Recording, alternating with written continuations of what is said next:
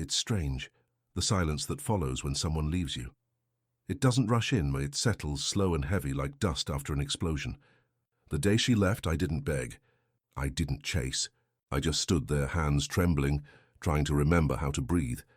She said she needed more comfort, more life, more everything I couldn't give. I watched her pack the last of her clothes into a bag I had once bought her, and all I could think about was how small that bag looked compared to the emptiness she was leaving behind. People say heartbreak is loud. It isn't. It's the quiet hum of a refrigerator in an empty kitchen, the echo of footsteps that no longer return, the half-cooked meals you throw away because no one's there to share them. I didn't cry when the door closed. I just sat on the floor and listened to the sound of the city outside, realizing how cruelly normal the world remains when yours collapses. We'd met in college. Back then, she loved simple things: tea by the window, late-night walks, cheap takeout dinners. But as years passed, her world shifted. She began talking about stability, comfort, the kind of life we deserve. I wanted that too. But dreams don't feed on love alone. They feed on time, effort, luck, and I was still chasing the first two. The third never came when I needed it most. Our apartment was small, but ours. I'd come home with tired hands and hopeful eyes. She'd sit there scrolling through pictures of vacations, designer homes, lives we couldn't afford. I could see it in her face. Disappointment disguised as patience. Every "it's okay" meant not enough. Every sigh was another nail in something I couldn't save. I used to promise her I'd make it someday. That things would get better. But someday is a fragile thing. It breaks easily under the weight of rent, bills, and unfulfilled expectations. And the night she left, she didn't yell. She just said she was tired of waiting, tired of watching other people live the life she wanted, while she stood still beside me. I didn't try to stop her. Maybe because I understood. Maybe because part of me believed she deserved better. I spent that night sitting in the living room, staring at the space where her shoes used to be, where her laugh used to echo. The air was still thick with her perfume. It lingered like an accusation. The days that followed blurred into a rhythm of survival.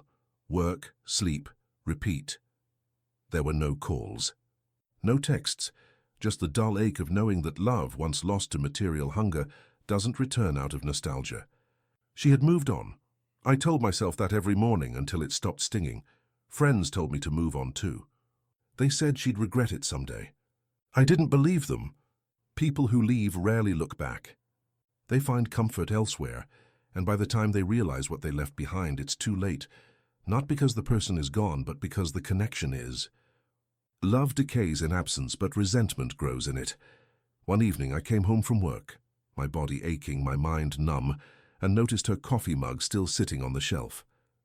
I hadn't touched it in months. I washed it, dried it, and placed it back. It was an ordinary thing, but it felt like a sense of closure. Like I'd accepted that she wasn't coming back, and maybe that was for the best. That night I made a promise to myself. Not the kind of promise built on revenge or proving someone wrong. Those fade. No, it was quieter. I promised that if I ever became the man she wanted me to be, it wouldn't be for her. It would be for me. And so began the descent, the part of my life no one saw.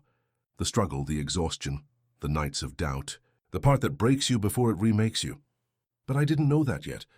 All I knew was that she was gone, and all I had left was the echo of her disappointment, chasing me through every shift, every sleepless night. They say pain changes you. It does, but not immediately. First it leaves you hollow, then it teaches you hunger, not for love but for meaning. I didn't know where I was going, but I knew I couldn't stay here, not in this version of myself that she left behind. That's how it began, quietly, painfully, like most transformations do. With nothing but an empty apartment, a worn-out heart, and a promise whispered into the dark. One day, I'll build something beautiful from this, and that's how I started to climb. Not toward luxury, but toward self-worth, the kind that doesn't need anyone to see it to feel real. The first months after she left felt like falling through time. Days stretched long, meaningless. Nights were worse. I'd wake up at 3 in the morning, reaching for someone who wasn't there, my hand brushing the cold side of the bed. Grief comes in strange shapes, sometimes as anger, sometimes as silence, sometimes as the ghost of a voice that tells you you'll never be enough. I buried myself in work. Any job that would have me. Construction, deliveries, cleaning. It didn't matter, as long as I came home too tired to think. But exhaustion has a cruel trick. It dulls the body but sharpens the mind. And every time I closed my eyes, I saw her walking away. There were moments when I'd almost call her. I'd type half a message, then delete it. What would I even say? I'm still here, still small, still trying. Pride stopped me, but so did self-respect. She hadn't just left me. She had left the version of me she thought would never change. Maybe she needed to believe I'd always stay broken. Maybe I needed to believe she was wrong. I lived in a small room then, just big enough for a bed, a fan, and a desk where I'd write lists of things I wanted to do. I couldn't afford dreams, so I made plans, small ones. Save a little money, learn a skill. Work overtime, nothing heroic.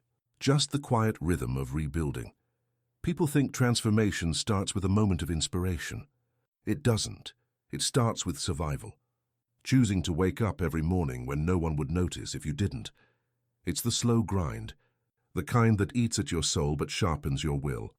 Winter came, and with it, the kind of cold that settles in your bones. I worked double shifts at a garage, fixing cars that belonged to people who'd never know my name. I'd listen to them talk about vacations, new homes, weekend trips, a life that felt galaxies away from mine.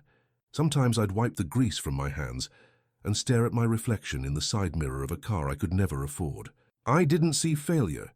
I saw potential, buried deep but there. One night I stayed late at the shop. The owner, an old mechanic named Javed, sat with me eating biryani from a plastic box. He didn't talk much, but when he did, it was always a simple, sharp truth. He said, "You want something real, you learn to build it slow. The fast stuff burns too bright." That stayed with me. Maybe because everything I'd lost was built too fast, love, dreams, plans. I decided to start learning properly. I took small business classes at night. Read books on finance, on management, on how to make something that lasts. It wasn't easy. I'd come home too tired to think, yet I forced myself to read a few pages before sleep. Years moved quietly. I stopped counting them. Pain softened into memory, and memory became fuel. I saved enough to rent a small corner in the same garage and started taking my own clients. Javed let me handle the overflow. Word spread, not fast but steady. People liked how careful I was, how honest. Money trickled in, then flowed. One day, a client came in with a damaged car worth more than everything I owned. He was kind, respectful, and impressed with my work. He asked if I'd ever thought of expanding. I laughed. "With what?" I said. He smiled and said, "With time." That line stuck in my head for days. With time. Everything I had lost, my marriage, my pride, my peace, had been destroyed by impatience. Maybe life wasn't punishing me. Maybe it was teaching me how to wait. I kept working. Year after year, I stopped checking social media, stopped wondering where she was, who she was with. The curiosity faded, replaced by focus. I wasn't chasing her anymore. I was chasing stability. Then came the day I realized I wasn't struggling to survive anymore. I was living. I bought my first car. Not new, but mine. The engine hummed like a heartbeat. I sat inside for hours that night, touching the steering wheel, not believing how far I'd come. It wasn't luxury, not yet, but it was a glimpse of what patience could build. I started hiring people, men who'd been where I once was, broke, overlooked, abandoned.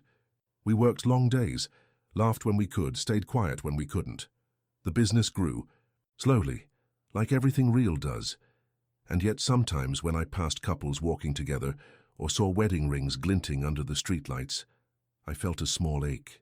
Not for her, but for the version of me who once believed love alone could build a life. One night after closing up, I sat outside the shop. The streets were empty, the city lights reflecting off the hood of a car I had just finished restoring. For the first time I felt proud, not of what I owned but of what I had endured. I thought of her again, but differently. Not with anger, not even with sadness, just understanding. Some people aren't built to wait. Some hearts crave noise and shine, not slow growth.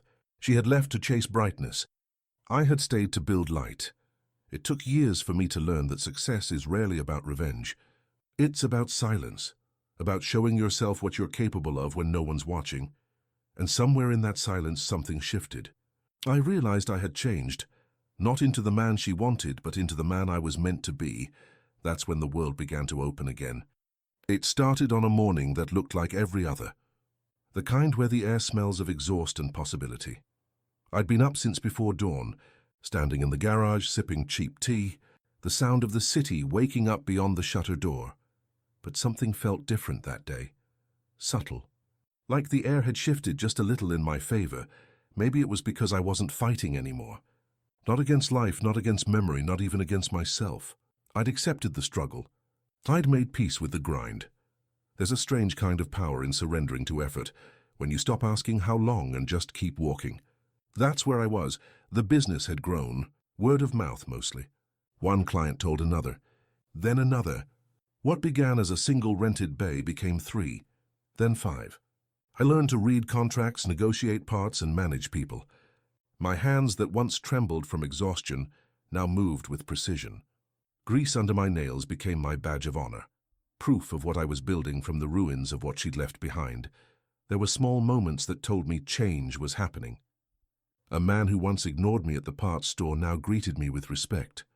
A local paper wrote a small piece about our community repair initiative. Even the landlord, who had once called me boy, began to use my name. Progress doesn't announce itself with fireworks. It whispers, in recognition, in silence, in small shifts of tone. But I didn't let comfort seduce me. I had seen what wanting too much too soon could destroy. I saved, invested, and reinvested. I learned patience the way others learn language, through repetition, through mistakes, through years of silence. One evening, as I closed the books, I noticed the numbers, and real numbers, solid ones. Profit, not just survival.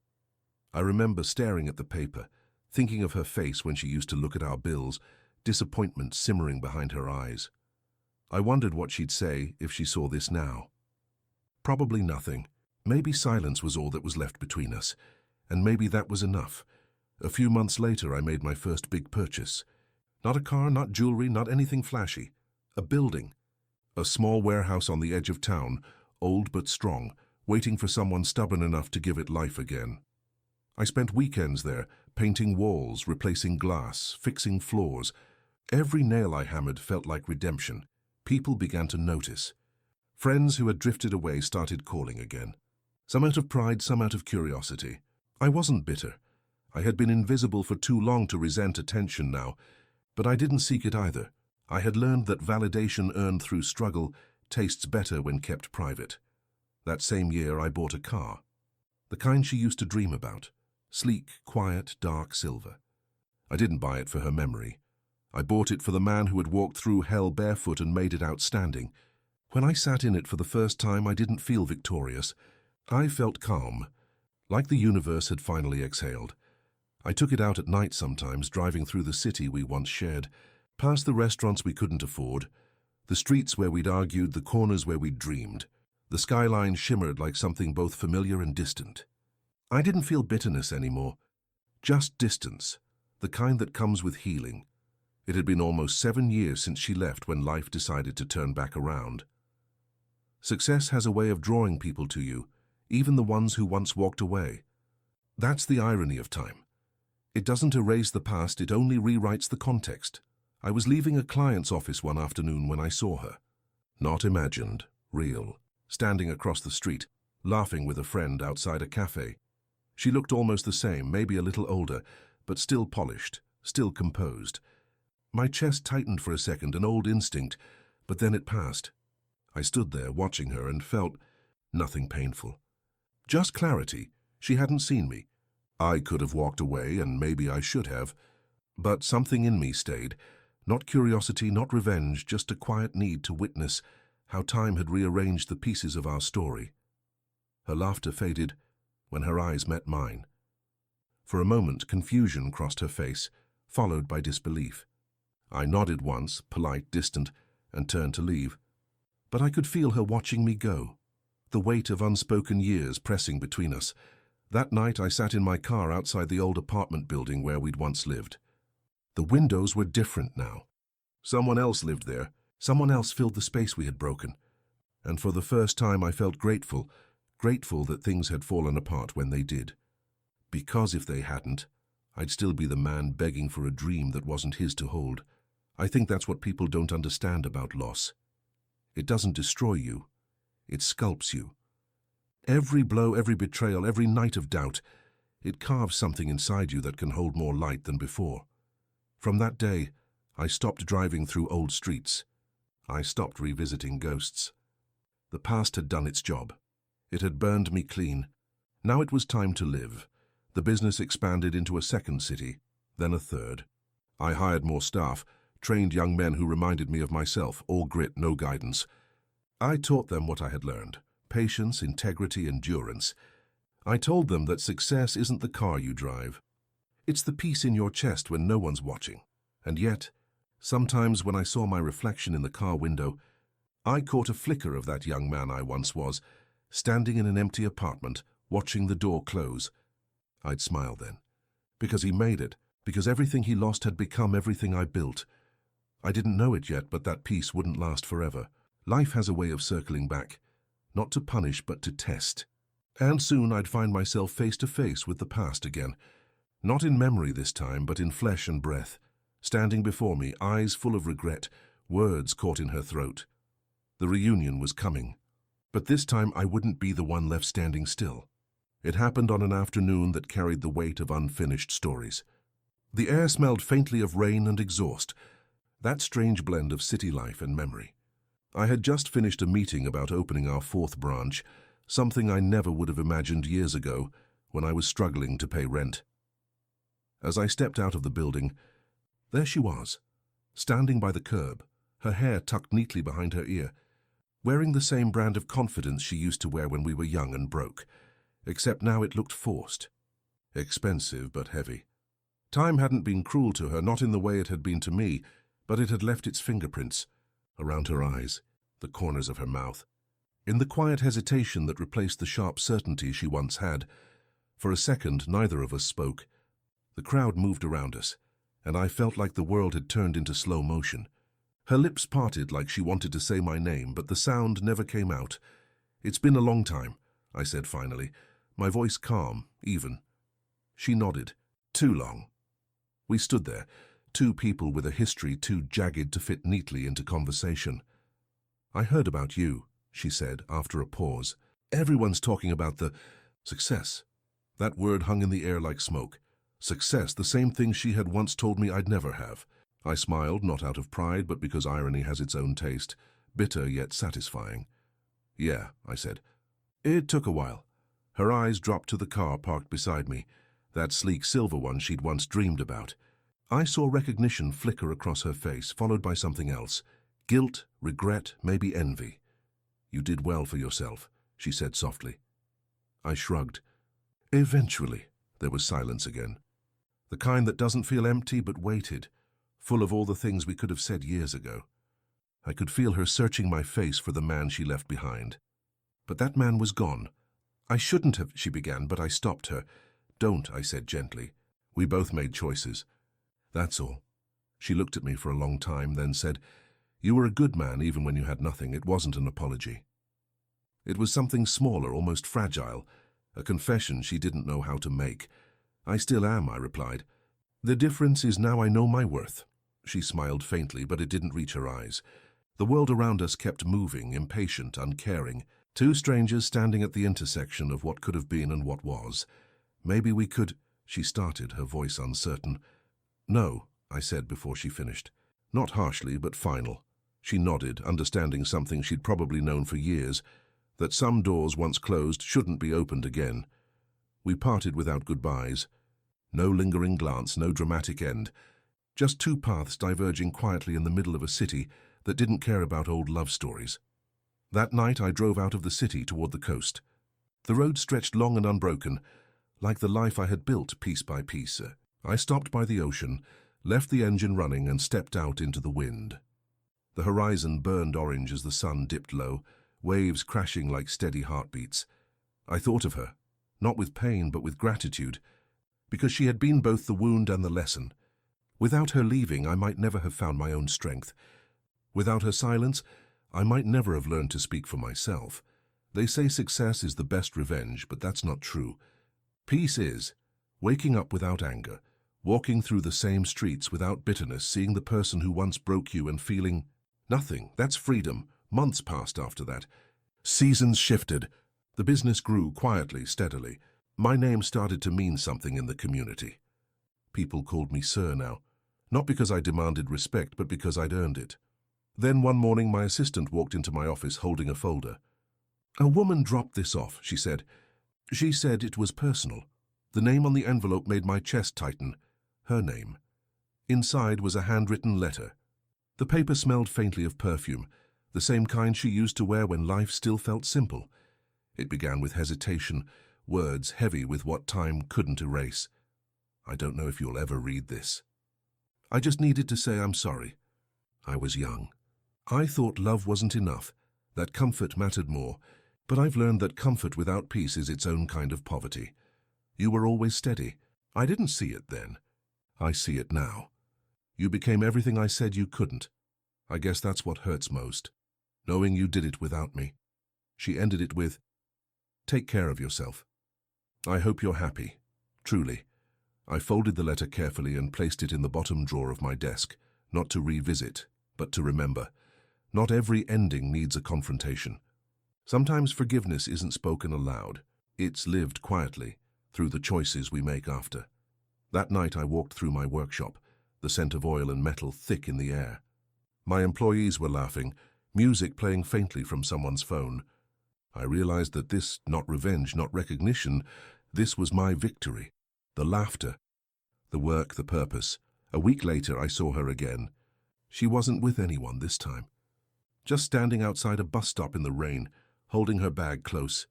For a second I considered stopping, offering a ride. But then I remembered who I used to be, desperate for her validation, begging for her to see me. I turned the wheel, drove past slowly. She saw me, her eyes widening slightly as the car passed. There was no anger in her expression now, just quiet acceptance, maybe even pride. And in that fleeting moment I realized something profound. We were both free. I drove on, the city lights blurring in my mirrors, rain tapping softly against the windshield. Every drop felt like a small reminder that healing isn't loud, that closure doesn't always come from others.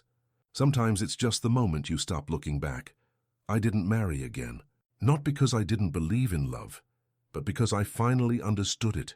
Love isn't giving someone the power to define your worth. It's building a life where you don't need anyone to tell you who you are.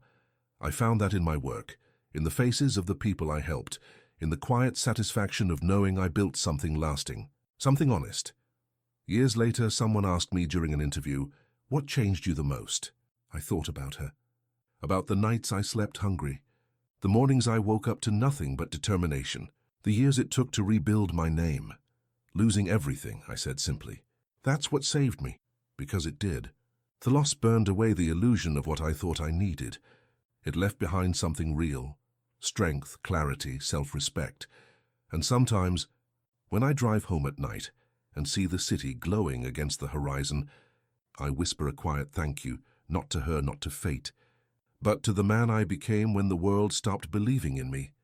Because that man, against all odds, made it, and this time no one could take it away. It was 2 years after that last encounter when the past came knocking again, not as a letter this time, but as footsteps outside my workshop door. It was late evening, the kind of quiet that comes after hard work, when the air smells of metal, oil, and earned exhaustion. I was closing up when I heard a soft voice call my name.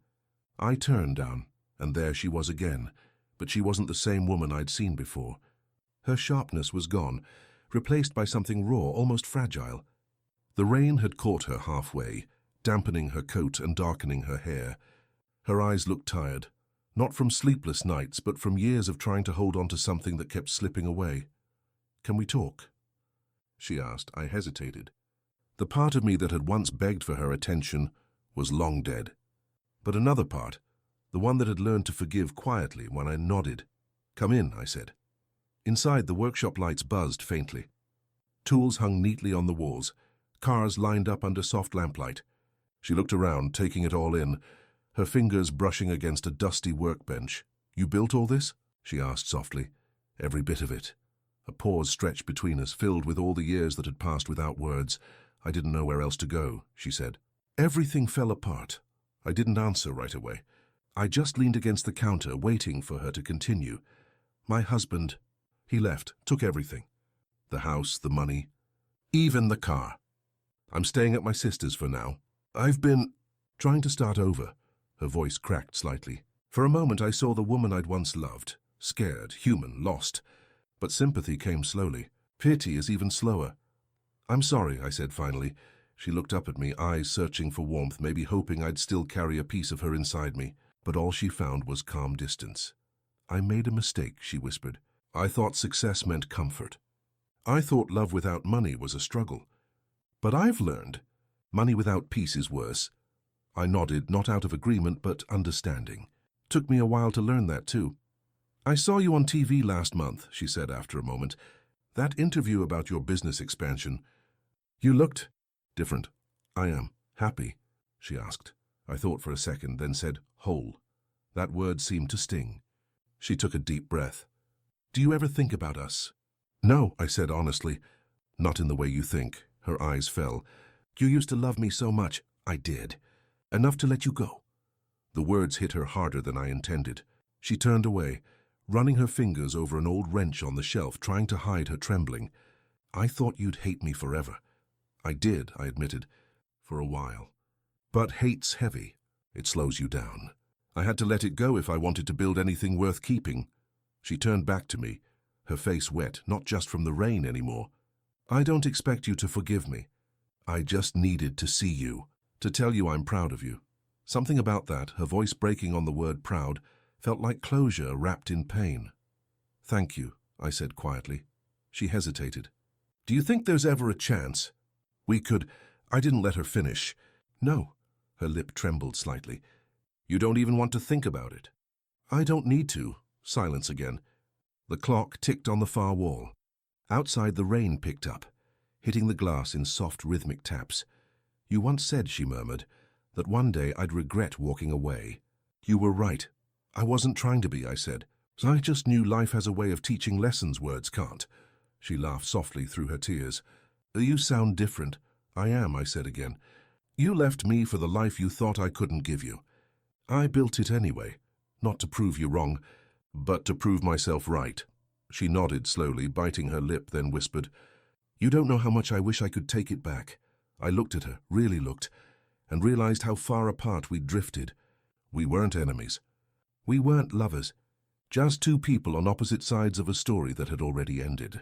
You can't, I said. But that's okay. She wiped her eyes, trying to steady herself. I thought maybe I could work here. Help somehow. I don't want your money. I shook my head gently. That's not a good idea. Her breath hitched. Why? Because you're looking for a place that feels like home, I said. But this, I gestured around the workshop, this isn't built on what we had. It's built on what came after. She stood there for a long moment, shoulders slumped, rainwater dripping from her coat to the floor. Finally, she nodded. I understand. I walked her to the door. She stopped before stepping out. I hope you find someone who sees you for who you are, she said quietly. I already have, I said. Myself, she gave a small broken smile, the kind that carries both regret and relief. You deserve everything good that comes to you. For the first time in years, I believed her. When she left, I didn't watch her go. I just locked the door behind her, stood there in the stillness, and let out a long breath I didn't realize I'd been holding. The rain had stopped. The city hummed softly outside, the sound of life moving forward. I walked back to my desk, sat down and stared at the framed photograph on the wall. My team, smiling after opening our latest branch. That was my real family now, built, not inherited, and for the first time the past didn't ache anymore. It simply existed, like a chapter in a book I'd already finished reading. That night I drove home in silence. The streets glowed under the faint light of street lamps, the air still heavy with the smell of rain. I thought about what she said, about pride, regret, love. Maybe some people come into your life just to teach you how to live without them. Maybe the greatest confrontation isn't with them at all, but with the version of yourself that once couldn't let go. When I parked outside my house, I looked at my reflection in the car window. Older, steadier. Free, I smiled. The confrontation was over. And this time, I had finally won. Not against her, but against who I used to be. The years that followed weren't loud. There were no grand celebrations, no cinematic endings, no applause. Just quiet mornings full of light and calm, the kind that hum softly like forgiveness. I had stopped counting time in years. I measured it instead by the sound of the kettle whistling in the morning, the smell of oil and metal from the shop, and the laughter of my apprentices as they shared lunch. Life had become simple again, not small, just stripped of unnecessary noise. People still talked about me sometimes. They said I was the man who made it, the one whose wife had left and who rose from nothing. But I didn't see myself that way anymore. Success had lost its edge. It no longer felt like proof. It just felt earned. I bought a small house outside the city, near a stretch of road I used to walk every day to catch the bus. It was quiet there. A few trees, an old fence, a garden that refused to stay neat no matter how often I trimmed it. I liked it that way. It reminded me that control is an illusion, and beauty grows best when left alone. Sometimes on weekends I'd visit the workshop not to work, but to listen. The sound of hammers, engines, the hum of creation, it reminded me where I came from. The young men I trained often called me sir, though I told them not to. They didn't know the man who once couldn't pay rent or buy a decent meal. To them, I was a story of strength. To me, I was proof that broken things can still run, if rebuilt right. Once, while closing early, I saw her again, not in person, just her name printed in a small community column. She'd remarried, moved abroad. I felt nothing. Not bitterness, not sadness, just the faint awareness that time had done its job. That night I sat outside looking at the stars. The sky was heavy with clouds, but now and then a light would break through, small, insistent, beautiful. I realized something then. Peace doesn't arrive when the pain ends. It arrives when you stop needing it to mean something, when the past stops asking for explanations, when you stop rehearsing what you would have said, what you should have done. That's when peace quietly slips in, unnoticed like dawn. There were moments I thought about how differently things could have gone, if she'd stayed, if we'd struggled together. But every version of that story ended the same, with me eventually learning that love without respect is just endurance. The truth is, her leaving saved me. Not in a romantic, poetic way. In a real way, she tore down the walls of a life that wasn't mine to live, and in the rubble I found my own blueprints. People think revenge is power. It's not. Peace is. Revenge depends on them. Peace depends on you. One evening, my grandson, barely sick, ran into my workshop covered in dust, holding a small wooden toy car he'd broken. His eyes were wide, almost panicked. "Can you fix it, Grandpa?" he asked. I took it from his hands, examined it carefully, and smiled. Of course." He watched quietly as I glued the axle, sanded the edges, and set it aside to dry. Then he said, "You fix everything." I laughed softly. "Not everything, kid. Just what's worth fixing." That line stayed with me long after he'd gone. Maybe that's what life really is. Learning what's worth fixing, and what's worth leaving behind. Later that night, as I locked the workshop, I looked back at the light spilling from inside, soft, golden, alive. I thought of every version of myself that had walked through those doors. The broke man, the bitter man, the rebuilding man, the calm one. They were all still there, layered beneath the skin, not gone, just quieter. When I drove home, the city lights shimmered on the car hood. Same streets, same air, but everything felt lighter. I no longer drove through memories, just roads. I no longer chased closure, just direction. I parked outside my house and sat for a while, listening to the engine tick as it cooled. There was no emptiness anymore, just quiet, the kind that doesn't ache. Maybe that's the real reward after all this, not getting what you wanted, but understanding why you no longer need it. I stepped out, closed the car door gently, and walked toward the house. The night air was soft. A dog barked in the distance. Somewhere a window light flickered out, and for the first time in a long, long while I whispered to myself, not in sorrow, not in triumph, just truth. I made it, not because she saw me driving it, not because I proved her wrong, but because I found peace in knowing I never had to. Love can make you blind, but loss, it teaches you how to see. For years I thought pain was the punishment for trusting too much, but now I know it's the tuition you pay for wisdom. Every heartbreak, every betrayal, every door slammed in your face, they're not endings. They're redirections. Life's brutal way of turning you toward yourself. When she left, I thought she took everything with her.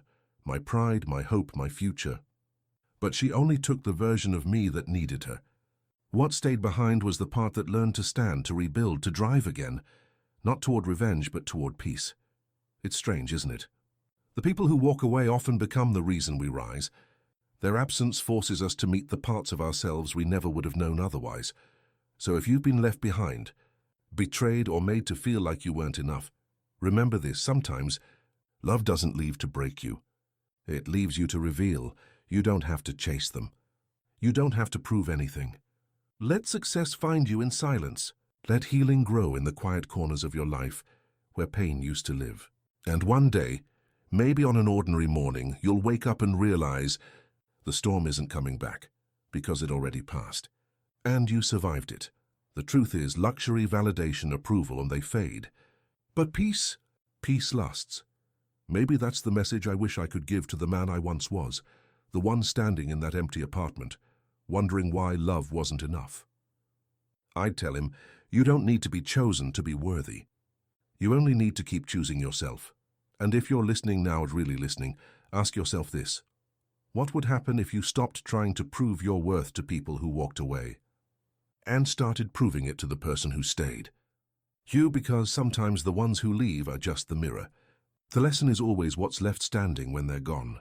So tell me, have you ever had to rebuild yourself from what someone else broke? Share your story in the comments. And if this spoke to you, subscribe. Not for me, but for the reminder that pain can turn into peace if you let it.